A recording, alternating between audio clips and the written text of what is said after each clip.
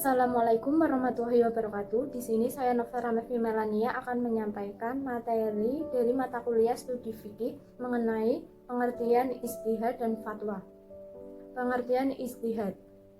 Dari segi bahasa, ijtihad berasal dari kata jahada yang berarti mencurahkan segala kesempurnaan atau menanggung beban kesulitan. Oleh karena itu, kata ijtihad berarti mencurahkan segala kemampuan dalam segala perbuatan.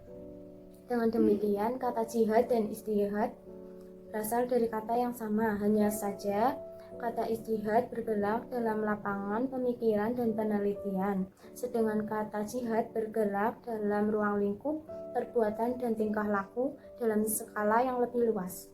Secara terminologis, ijtihad adalah pengerahan atau pengesahan akademis secara maksimal yang dilakukan seseorang faqih untuk menghasilkan dugaan yang kuat tentang hukum syara'. Dari beberapa definisi tentang ijtihad dapat disimpulkan hakikat dari ijtihad itu, ya sebagai berikut. Yang pertama, ijtihad adalah pengerahan daya nalar secara maksimal. Yang kedua, pengerahan daya nalar itu dilakukan oleh seseorang yang berkualitas. Yang ketiga, yang dicapai dengan pengerahan daya nalar itu adalah dugaan yang kuat tentang hukum Allah. Yang keempat, usaha ijtihad dilakukan dengan beberapa cara, di antaranya itu melalui istinbat. Kemudian pengertian fatwa dan sifat fatwa. Secara etimologis, fatwa berarti petuah, nasihat, dan jawaban atas pertanyaan yang berkaitan dengan hukum. Dalam terminologi usul fikih, fatwa dimaknai sebagai pendapat yang dikemukakan oleh seorang mujtahid atau faqih sebagai jawaban yang diajukan oleh peminta fatwa dalam suatu kasus yang sifatnya tidak mengikat. Dengan kata lain, fatwa adalah pendapat hukum yang tidak mengikat yang dikeluarkan untuk menanggapi persoalan hukum. Dengan demikian, fatwa sifatnya berbeda dengan peraturan perundangan dan keputusan peradilan. Dengan ungkapan lain, jika fatwa diabaikan oleh seorang peminta fatwa, maka negara tidak dapat memaksa untuk melakukan atau meninggalkannya. Sekian materi dari saya. Selanjutnya akan dilanjutkan oleh teman saya. Terima kasih. Wassalamualaikum warahmatullahi wabarakatuh.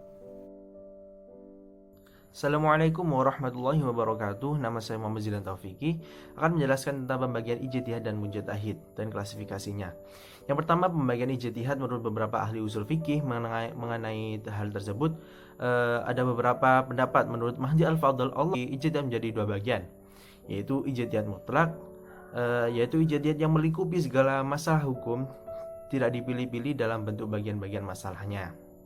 Kemudian ada ijtihad juz'i, yaitu kajian mendalam tentang bagian tertentu dari hukum dan tidak mendalami bagian yang lain, atau bisa disebut ijtihad parsial. Kemudian menurut Abu Zahra, dalam membagi ijtihad sesuai dengan karyanya menjadi dua bagian, yaitu pertama ijtihad istinbati, yaitu kegiatan ijtihad yang berusaha menggali dan menemukan hukum dari dalil-dalil yang telah ditentukan dan secara khusus berlaku di kalangan ulama yang berfungsi mencari hukum furu' dan amaliyah dari dalil-dalilnya yang terperinci. Kemudian ada dalil ijtihad tatbiki, yaitu kegiatan ijtihad yang bukan untuk menemukan dan menghasilkan hukum, tapi menerapkan hukum hasil temuan imam mujtahid yang terdahulu kepada kejadian yang muncul kemudian. Ya, kedua, klasifikasi ijtihad menurut ulama, ijtihad ini dibagi ke beberapa titik pandang yang berbeda. Yang pertama, dari segi karya ijtihad dilihat dari segi dalil yang dijadikan pedoman ada tiga macam, yaitu yang pertama ijtihad bayani. Ijtihad bayani yaitu ijtihad yang menemukan hukum yang terkandung dalam nas, baik sifat dhanni maupun qat'i, baik dari segi ketetapannya maupun dari segi penunjukannya. Kemudian yang kedua ada ijtihad qiyasi. Ijtihad qiyasi yaitu ijtihad untuk menggali dan menetapkan hukum terhadap suatu kejadian yang tidak ditemukan dalilnya secara tersurat, baik dalam nas, baik secara qat'i maupun dhanni. Juga tidak ada ijma yang menetapkan hukumnya.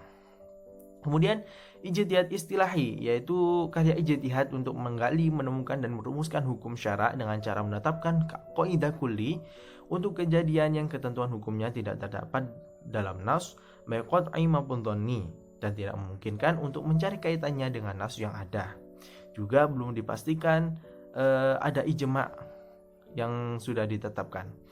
Kemudian menurut Asy-Syatibi dalam kitabnya melihat bentuk ijtihad dari segi mungkin atau tidak mungkin terhenti kegiatannya.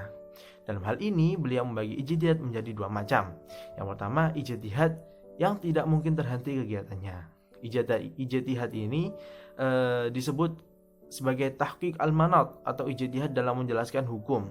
Ijtihad yang terhenti kegiatannya. Ijtihad ini ada dua macam, yaitu tangkih al-manat dan takhrij al-manat. Uraian ini sama dengan ijtihad qiyasi yang sudah dijelaskan di atas.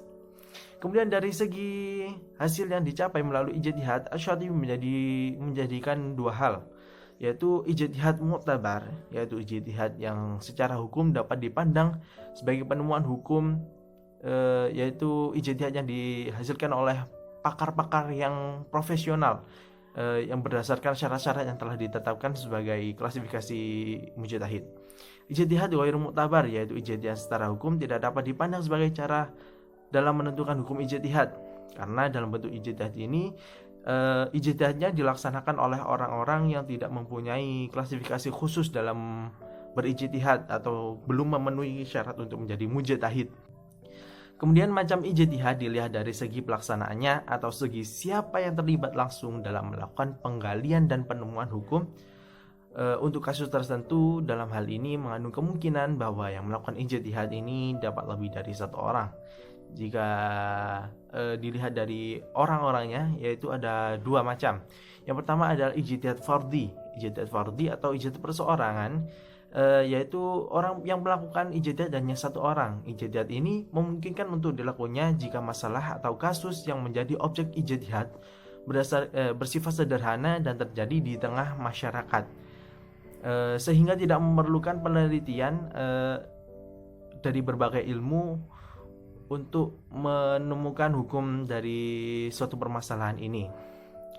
Yang kemudian ada ijtihad jama'i. Ijtihad jama'i atau ijtihad kolektif yang dilakukan oleh beberapa orang secara kolektif atau bersama. Kejadian ini terjadi karena masalah yang diselesaikan sangat kompleks dan rumit, sehingga perlu melibatkan banyak ahli dari berbagai disiplin ilmu untuk menemukan hukum dari penyelesaian dari suatu masalah yang kompleks tersebut. Baik, kemudian akan dijelaskan tentang klasifikasi mujtahid dan syarat-syarat untuk menjadi seorang mujtahid. Baiklah, saya akan menjelaskan tentang pembagian klasifikasi mujtahid dan syarat-syarat untuk menjadi mujtahid. Yang pertama, syarat untuk menjadi mujtahid yaitu mengetahui dan memahami Al-Quran, mengetahui asbabun nuzul, mengetahui nasikh dan mansukh, mengetahui as-sunnah, mengetahui ilmu dirayah hadis, mengetahui hadis yang nasikh dan mansukh, mengetahui asbab al-wurud hadis, memahami bahasa Arab, mengetahui tempat-tempat ijma', kemudian mengetahui usul fiqih dan memahaminya, mengetahui maksud dan tujuan syariah atau maqasid syariah, mengenal manusia dan kehidupan sekitarnya, bersikap adil dan takwa. Kemudian untuk klasifikasi mujtahid, peringkat mujtahid ini menjadi suatu hal yang penting, mengingat status mujtahid juga berkaitan dengan pemenuhan syarat dan kegiatan yang dilakukan dalam ijtihad.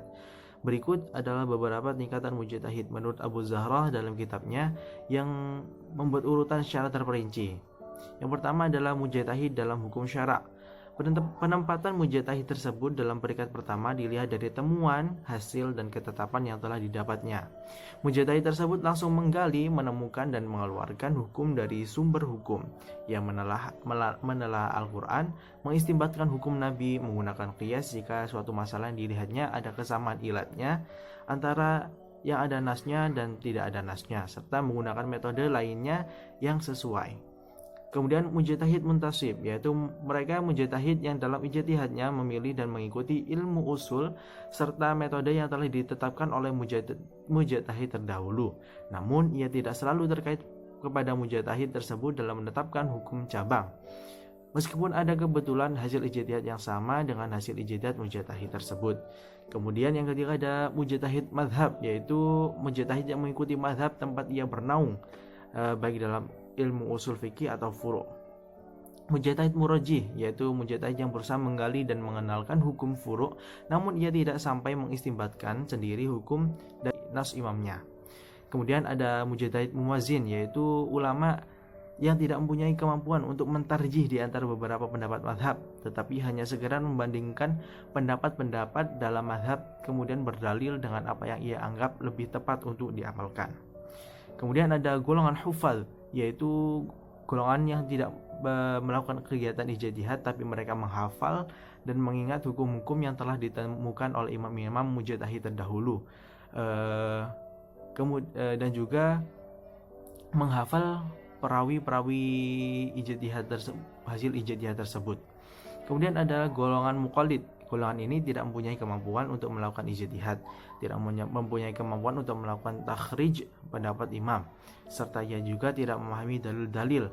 Dalam beramal, ia hanya mengikuti apa yang dikatakan oleh imam mazhab, baik secara langsung atau sesuai apa yang telah dikembangkan oleh para pengikut mazhab. Terima kasih. Assalamualaikum warahmatullahi wabarakatuh. Saya Eri Sahria dari kelompok 9 ingin mempresentasikan materi kami yang berjudul pengertian, klasifikasi, kedudukan, ijtihad, dan fatwa dalam Islam. Selanjutnya, kedudukan ijtihad. Ijtihad mempunyai kedudukan yang penting dalam hukum Islam. Dalam kajian usul fikih dan ilmu fikih, ijtihad merupakan sumber hukum yang ketiga setelah Al-Quran dan hadis. Legitimasi ijtihad sering disandarkan pada beberapa hadis Nabi Shallallahu Alaihi Wasallam. Beberapa hadis tersebut disinyali bahwa Nabi Muhammad Shallallahu Alaihi Wasallam mendorong dan mengizinkan para sahabatnya untuk menggunakan ijtihad sebagai sarana untuk memutuskan hukum dalam masalah-masalah tertentu. Jadi, penggunaan kata ijtihad ini sudah dimulai sejak zaman Nabi Muhammad SAW. Selanjutnya, kedudukan fatwa dalam Islam.